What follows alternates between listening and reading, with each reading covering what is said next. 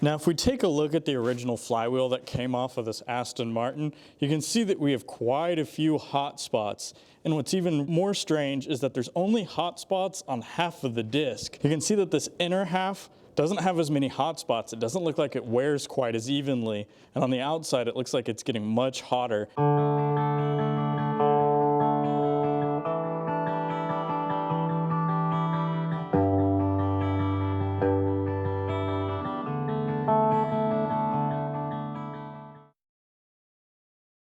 I started by removing the exhaust muffler. That needs to come out separately on these factory exhausts in order to get the rest of this assembly out.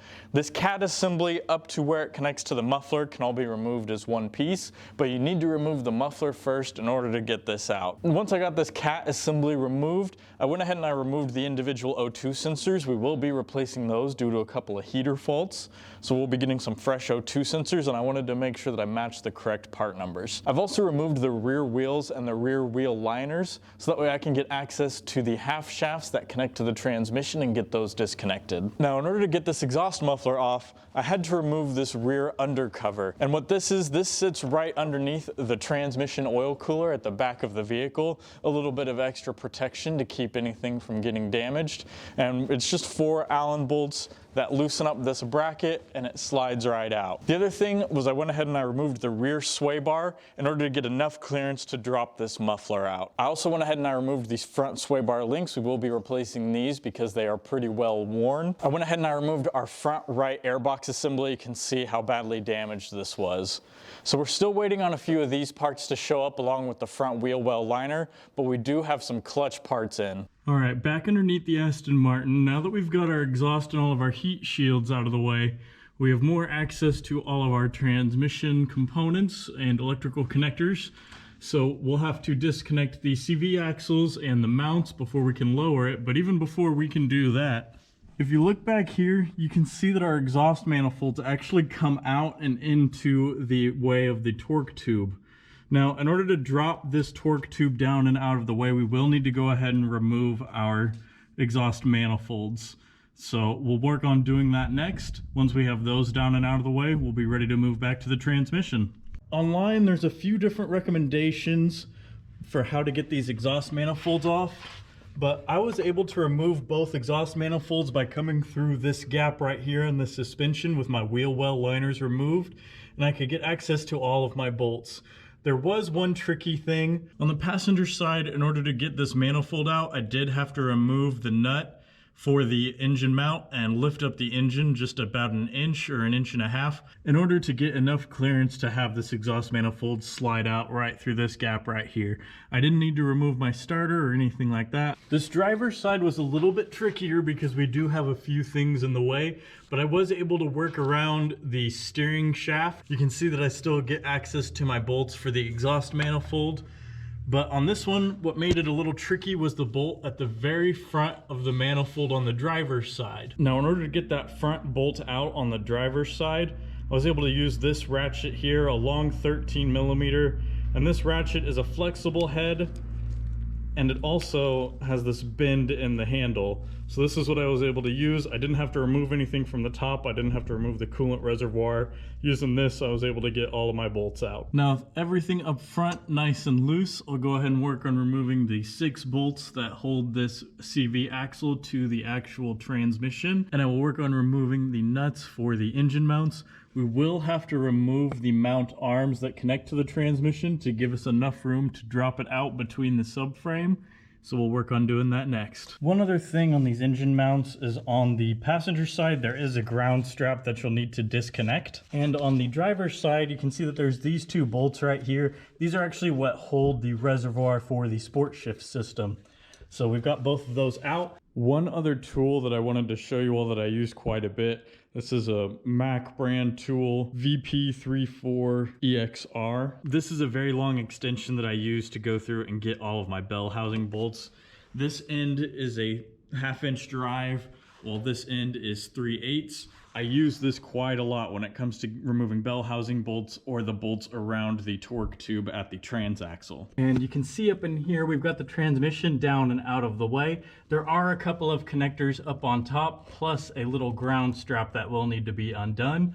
Once those are all disconnected, we can go ahead and slide the transmission out of the way. Now looking here back at the back of the torque tube, you can see that we have a electrical connector right here that had to be disconnected from this wiring harness to give us enough room to get the transmission down and out of the way. Now disconnecting that large connector up here gave me quite a bit of room for this harness, allowed me to drop the transmission down further, and we were able to get everything set correctly. Now, while we have this sport shift transaxle out of the vehicle, I wanted to take a moment to identify some of the components. So starting at the bottom, this is our sport shift hydraulic pump. This has an electrical connector and a grounding strap that needs to be undone.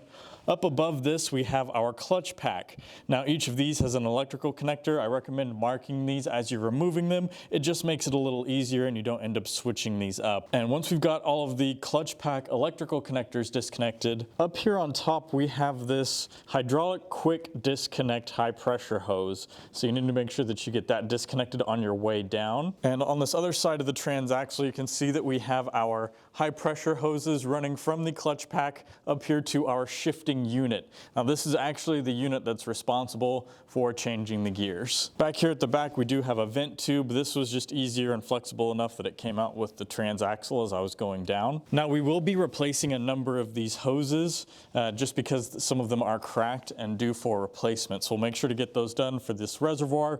We'll get everything cleaned up a little bit better and we'll go from there. Before you remove the torque tube, there's this big O-ring that sits right back here. Once you remove that, you are able to remove the actual drive shaft from the torque tube. That'll make life easier. You'll have less resistance trying to remove the complete torque tube assembly. It'll make installation quite a bit easier as well. Torque tube supported in the back, we're going to start removing the bell housing bolts. Around both sides, and with it lowered, we can now get access to the top bolts that are up there. All right, with our torque tube removed, you can see that we now have access to our clutch and our flywheel. We'll begin by getting those 13mm bolts down and out of the way. And now with our clutch out of the way, we can go ahead and get our flywheel out. Now here you can see we've got our original flywheel and clutch assembly along with our updated flywheel and clutch assembly on the right. Our updated flywheel and clutch assembly is a little bit lighter and it's also rated for a little more horsepower. He would like to do an engine tune as well on this vehicle once everything's said and done.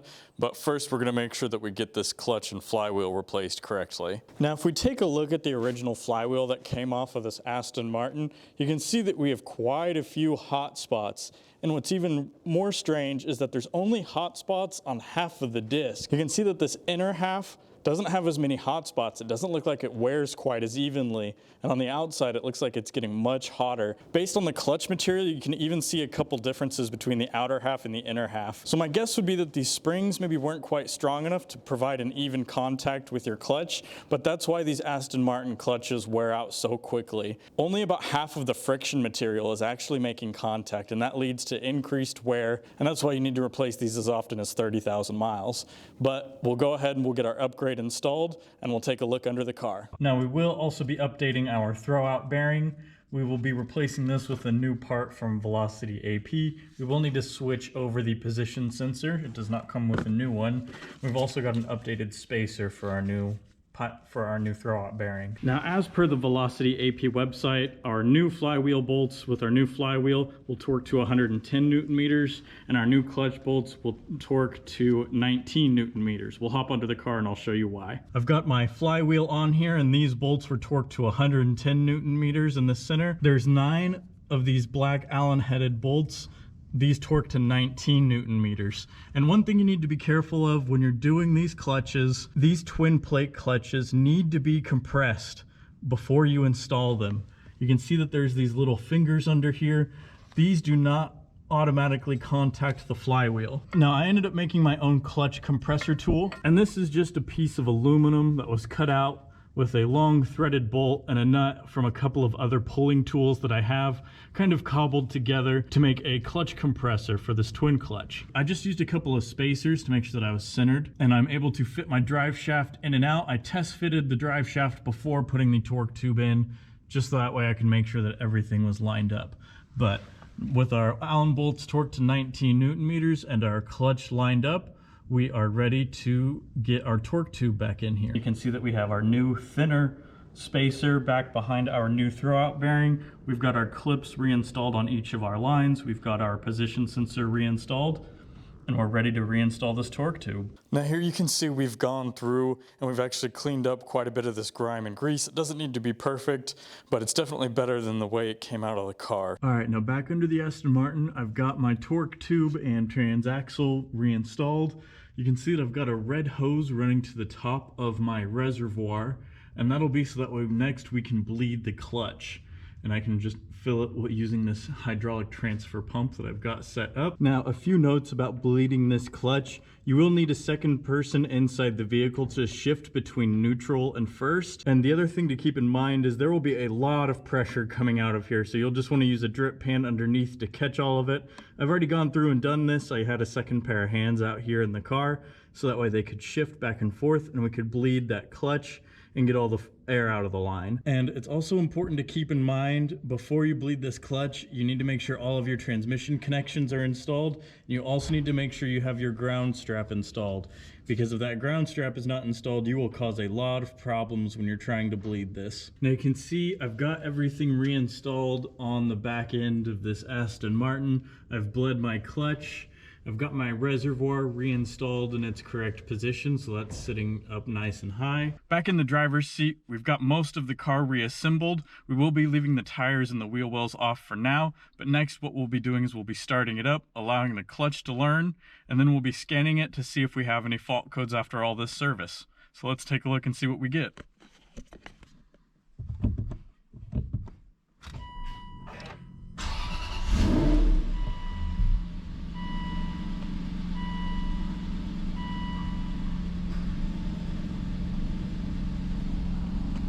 Alright, no check engine light, which is a good start. We do have an ABS and traction control light on. That's to be expected since we're still up in the air and only the rear wheels are spinning when we're doing our clutch testing.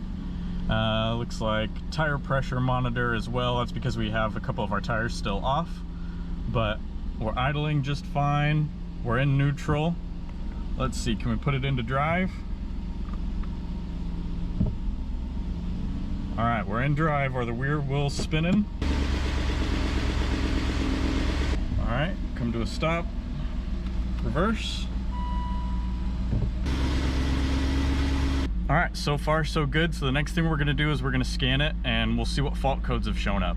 Taking a look here, we have our transmission faults pulled up and you can see we have a P1750, gear selection and clutch not calibrated, no self-learning grid. So I sent an email over to Velocity AP just to get some confirmation, something that I knew already going into this and I had mentioned to the owner. Without having the Aston Martin dealer software, I can't calibrate the clutch or perform that learning procedure for the gears. I gave him a heads up. This was probably as far as I was going to get with it. He does have to go to the dealer anyway because of a key programming error. He's also got contacts with a body shop who have the Aston Martin software and they can perform the clutch learning procedure as well. So we've gone through, we've got everything replaced, we've kept all of the old parts, we've got those for the owner when he comes to pick up the vehicle. And this did take a little longer than I was hoping, but that's kind of the way these projects go. It takes quite a while for parts to get here, especially if it's something like this where they're coming from Europe. And I want to say thank you all for watching, I do appreciate it. There's plenty more content to come in the future, and I'll see you in the next one. This is a Mercedes SL500, and it has come all the way from Tennessee. And if you take a look down here, you can see that we're sitting pretty low. That's because our hydraulic suspension has collapsed. I've got it sitting on some 2x4 so that way I can get a jack underneath it. So coming up, we'll work on converting this SL500 from hydraulic suspension to standard coil spring.